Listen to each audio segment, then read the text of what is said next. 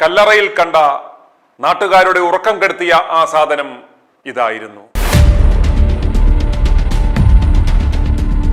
കണ്ണൂർ ജില്ലയിലെ Ayyankunnu Vaniyappara infant Jesus പള്ളി സെമിത്തേരിയിലെ കല്ലറയുമായി ബന്ധപ്പെട്ട് ദിവസങ്ങളായി നിലനിന്നിരുന്ന ആ വിവാദങ്ങൾക്കും ദുരൂഹതകൾക്കും ശാസ്ത്രീയ പരിശോധനയിലൂടെ ഔദ്യോഗികമായി ഏതാണ്ട് വിരാമമായി. കല്ലറയ്ക്കുള്ളിൽ മൂന്നാമതൊരു മൃതദേഹമില്ലെന്നും പള്ളിയുടെ ഔദ്യോഗിക രേഖകളിലുള്ള 2 മൃതദേഹങ്ങൾ മാത്രമാണ് അവിടെ ഉണ്ടായിരുന്നതെന്നും റവന്യൂ, പോലീസ്, ഫോറൻസിക് ഉദ്യോഗസ്ഥർ നടത്തിയ സംയുക്ത പരിശോധനയിൽ സ്ഥിരീകരിച്ചു.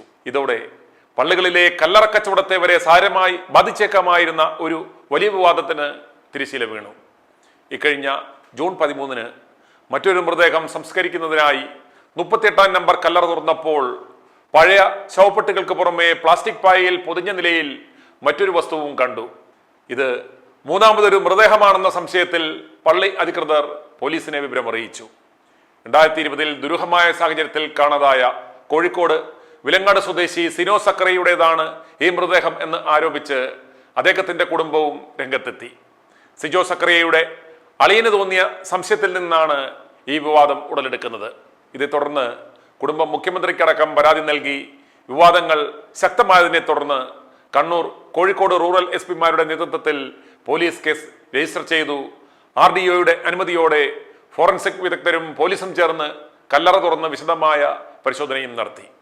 പരിശോധനയിൽ പള്ളിയുടെ ഔദ്യോഗിക രേഖകളിൽ പറയുന്ന 2006 സംസ്കരിച്ച മറിയാമ്മയുടെയും 2015 അടക്കം ചെയ്ത ജെയിംസിന്റെയും മൃതദേഹ അവശിഷ്ടങ്ങൾ മാത്രമാണ് കല്ലറയിൽ ഉണ്ടായിരുന്നതെന്ന് വ്യക്തമായി.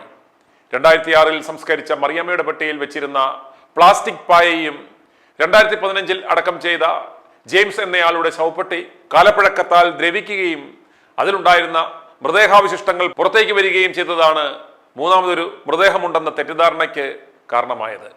സെമിത്തേരി പുതുക്കിപ്പണിതപ്പോൾ നേരത്തെ ഉണ്ടായിരുന്ന 23-ാം നമ്പർ കല്ലറ 38-ാം നമ്പറായി മാറിയതാണെന്നും അന്വേഷണത്തിൽ കണ്ടെത്തി. ഇതിലടക്കം ചെയ്ത 2 പേരുടെ ബന്ധുക്കളെയും പോലീസ് കണ്ടെത്തി കല്ലറയിൽ സ്ഥിരീകരണം വരുത്തിയിട്ടുണ്ട്. ഇതോടെ ഈ വിഷയത്തിൽ നാട്ടുകാരിലും കുടുംബത്തിലും നിലനിന്നിരുന്ന ആശങ്കകൾ ഏതാണ്ട് പരിഹരിക്കപ്പെട്ടു. ആദ്യം നമുക്ക് അന്വേഷണത്തിന്റെ ഏകോപനം നിർവഹിച്ച ജില്ലാ റൂറൽ പോലീസ് മേധാവിയുടെ വാക്കുകൾ കേൾക്കാം. നടത്തിയ പരിശോധനയിൽ പ്രാഥമികമായിട്ട് സംശയിക്കാത്ത കാര്യങ്ങളില്ല എന്നാണ് മനസ്സിലാക്കുന്നത്. നമ്മൾ പ്രതീക്ഷിച്ചിരുന്ന അടക്കിയവരുടെ ബോഡി തന്നെയാണെന്നാണ് നമ്മുടെ ഇതുവരെയുള്ള നിഗമനം. എങ്കിൽ തന്നെ നമ്മൾ കൂടുതൽ പരിശോധനയ്ക്കായിട്ട് DNA-ക്കായിട്ടുള്ള സാമ്പിളുകൾ ഉൾപ്പെടെ എടുത്തിട്ടുണ്ട്. പ്രഥമദൃഷ്ട്യാ നമുക്ക് മനസ്സിലാവുന്നു ഇതിൽ ദുരൂഹയുടെ ആവശ്യമില്ല. ഇതുവരെ കിട്ടിയ തെളിവുകളെല്ലാം വെച്ചിട്ട് അടക്കിയവരുടെ ബോഡി തന്നെയാണ് എന്നാണ് നമുക്ക് മനസ്സിലാവുന്നത്. നമ്മളിപ്പോൾ പ്രാഥമികമായിട്ട് മനസ്സിലാക്കുന്നത് ആ പായ അടക്കിയ കൂടെ വെച്ചിരുന്നൊരു പായ തന്നെയാണ്. അത് പിന്നീട് ഇപ്പൊ കണ്ടപ്പോഴാണ് 2015 അടക്കിയതാണോ 6 അത് അതിനെ പറ്റി ഒന്നുകൂടെ നമുക്ക് നോക്കേണ്ടതുണ്ട്. എങ്കിലും നമ്മളിപ്പോൾ മനസ്സിലാക്കുന്നത് ആദ്യം മറിയമ്മയുടെ കൂടെ അടക്കിയ പായയാണ് എന്ന് മനസ്സിലാക്കുന്നു.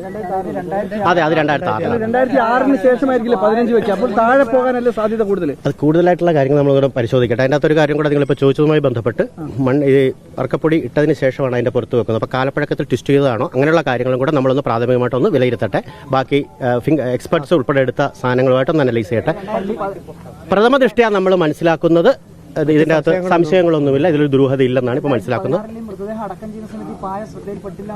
അല്ല, അത് 2 ഇതായിട്ടാണ് വെച്ചിരിക്കുന്നത്. അപ്പൊ കൂടുതൽ കാര്യങ്ങൾ ഒരു പ്രഥമ ഒരു ഇൻക്വയറിയും കൂടെ കഴിഞ്ഞതിന് ശേഷം നമ്മൾ ഡീറ്റെയിൽസിൽ 2015 ബന്ധുക്കൾ പറയുന്നത് അവർ ആചാരപ്രകാരം കൃത്യമായിട്ട് സംസ്കരിച്ചതാണ്. പക്ഷേ ഇങ്ങനെ ഒരു വശത്തായി മറ്റൊരു മൃതദേഹം കാണേണ്ട സാഹചര്യം വന്നില്ല എന്നാണ് പറയുന്നത്. അതിപ്പോ ആ കാര്യങ്ങളാണ് അക്കപ്പൊടി വെച്ചു. ഡോക്ടേഴ്സ് ഉൾപ്പെടെ ഉണ്ടായിരുന്നു. ആ ബോഡി അവരെയും കൂടെ കൊണ്ട് ഐഡന്റിഫൈ ചെയ്തിട്ടുണ്ട്. അന്ന് വെച്ചിരുന്ന മറ്റേ നമ്മുടെ ഇതിന്റെ തുണികളും അതൊക്കെ ഐഡന്റിഫൈ ചെയ്തിട്ടുണ്ട്. ഓൾമോസ്റ്റ് നമുക്കിപ്പോൾ ഒരു സംശയമില്ലാത്തൊരു സാഹചര്യമുണ്ട്. ബാക്കി കാര്യങ്ങൾ നമുക്ക്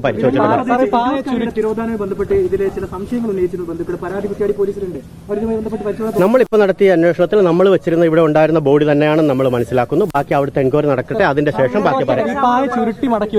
അല്ലായിരുന്നു, പായ നിവർത്തി തന്നെ ഒരു ബോഡിയുടെ താഴെ വെച്ചിരുന്ന രീതിയിൽ തന്നെയാണ് ഇപ്പോൾ ഉണ്ടായിരുന്നത്. ഓക്കെ, തുടർ പരിശോധന നടത്തും, അയക്കുന്നുണ്ട്. കൂടുതലായുള്ള കാര്യം പരിശോധിച്ചിട്ട് പറയാം.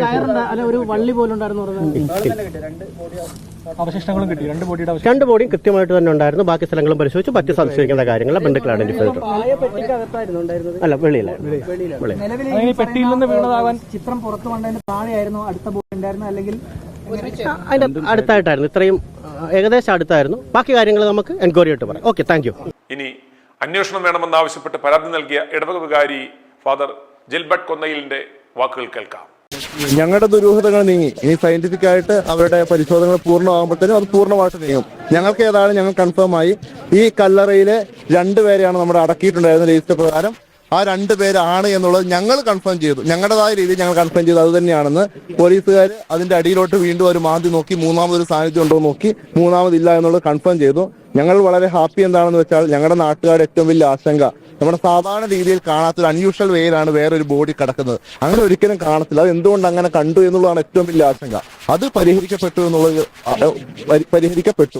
ഈ പായ സംബന്ധിച്ച് ഒന്നും നടത്താനില്ല. കാരണം അത് ആദ്യം മരിച്ചത് 95 വയസ്സുള്ള അമ്മയാണ്. അതായത് ആളൊരു ചെറിയ ആളാണ്.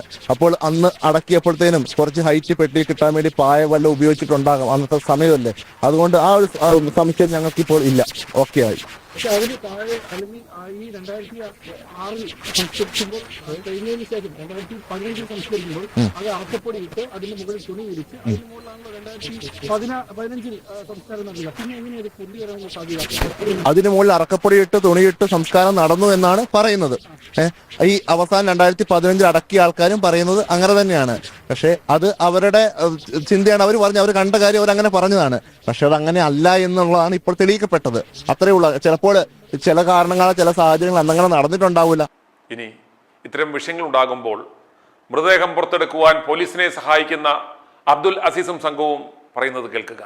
എന്താണെങ്കിലും ഞങ്ങൾ ഇറങ്ങിയിട്ട് ഇതിന്റെ വലത്ത് ഭാഗത്താണ് ഈ ഒരു പയൽ കെട്ടിപ്പൊതിഞ്ഞിട്ടുള്ള ഒരു ബോഡി ഉള്ളത്. ആ ബോഡി ഞങ്ങൾ എടുത്ത് ഇൻക്വസ്റ്റ് തയ്യാറാക്കുന്ന പോസ്റ്റ്മോർട്ടം തയ്യാറാക്കുന്ന ടേബിളിലേക്ക് എടുത്ത് കിടത്തി അത് ഞങ്ങൾ പൂർണ്ണമായിട്ട് അയച്ച സമയത്ത് മുകളിലൊരു തുണി, അതിന്റെ മുകളിലൊരു വെള്ള ചുവപ്പ് പട്ടിന്റെ അടിയിൽ വെള്ള ഒരു തുണി, പിന്നെ ഒരു സ്കരം കുപ്പായ പോലത്തെ ഒരു ഇത് കാണുന്നു. അത് കഴിഞ്ഞ സമയത്ത് 2 കൊന്ത ഇത് മാലകൾ കിട്ടിയിട്ടുണ്ട്. പിന്നെ മുടിന്റെ തലന്റെ മുകളിൽ ഒരു എയർ ബാൻഡ് പോലുള്ള ഈ ഒരു ചെറിയ ഇരുമ്പ് പോലത്തെ വസ്തു കിട്ടിയിട്ടുണ്ട്. പിന്നെ അതോടൊപ്പം തലോട്ടി ഏതാണ്ട് പൂർണ്ണമായിട്ട് പഴക്കമുള്ളത് കൊണ്ട് സമ്മർദ്ദമായിരിക്കാണ്. അതിൽ 6 പല്ലുകളാണ് ഇവർക്ക് പരിശോധന വേണ്ടി കിട്ടിയിട്ടുള്ളത്. ഈ അമ്മന്റെ 6 പല്ലാണ് കിട്ടിയത്. അതോടൊപ്പം തന്നെ അതിന്റെ ഇടത്തെ ഭാഗത്ത് മുട്ടിന്റെ മേലുള്ള എല്ലാണ് ഒന്ന് പരിശോധന കഴിച്ചത്. ഒന്ന് വലത്തെ കാലിന്റെ അരന്റെ കീഴ്പ്പെട്ടുള്ള കാലാണ്, ഒന്ന് അസ്ഥിയാണ് അയച്ചത്. ബാക്കി പൂർണ്ണമായിട്ടും മണ്ണ് പോലെ ഒരു ദ്രവിച്ചു പോയിരുന്നു. അതിൽ നിന്നൊന്നും ഒരു എവിഡൻസ് ഞങ്ങൾക്ക് കിട്ടിയിട്ടില്ല. രണ്ടാമത്തെ ബോഡി എന്ന് പറഞ്ഞാൽ ജെയിംസ് എന്ന് പറഞ്ഞ അദ്ദേഹത്തിന്റെ ബോഡിയാണ്. അതൊരു റെക്സിൻ സീറ്റിലാണ് അതുള്ളത്. ഞങ്ങൾ അത് നേരെ എടുത്ത് ഇൻക്വസ്റ്റ് തയ്യാറാക്കുന്ന റൂമിലേക്ക് ഞങ്ങൾ കിടത്തി റെക്സിൻ സീറ്റ് പൊളിച്ചപ്പോൾ സാധാരണ ഒരു പ്ലാസ്റ്റിക് സീറ്റിലാണ് ഈ ബോഡി ഉള്ളത്.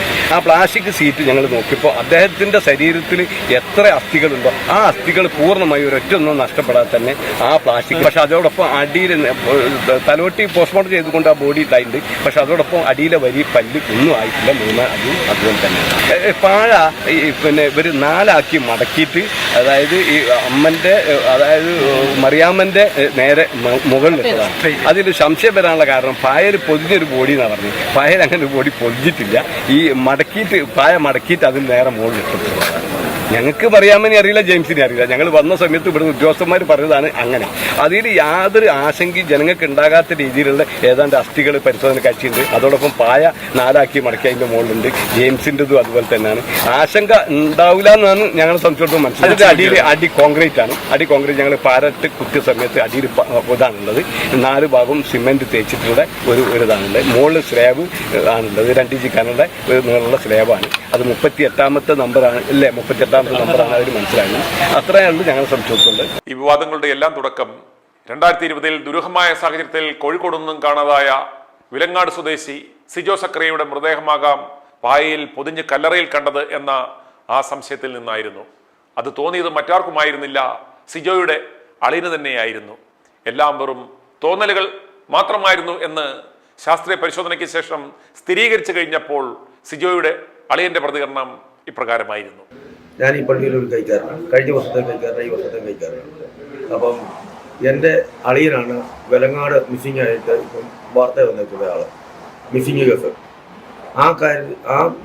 അത് ഈ ശുദ്ധേരിയിലെ കല്ലറയിൽ 2 മൃതദേഹം ഉണ്ട് എന്ന് പറഞ്ഞതിൻ്റെ അടിസ്ഥാനത്തിൽ പറഞ്ഞതല്ല, ഞാനടക്കമാണ് ഈ കല്ലറ അടുത്ത കോലടി മത്തായി എന്ന ആളുടെ സംസ്കരിക്കുന്നതിന് വേണ്ടി അത്രയും ഇവിടെ ഇല്ലാത്തത് കൊണ്ട് കല്ലറ പുളിക്ക് അന്നേരം ഇപ്പോൾ ഈ 2 എണ്ണം ഇങ്ങനെ കിടക്കുന്നത് കണ്ടപ്പോൾ അച്ഛനെ വിളിച്ച് പറയുകയും അച്ഛൻ പിന്നെ പരാതി കൊടുക്കാൻ പറയും.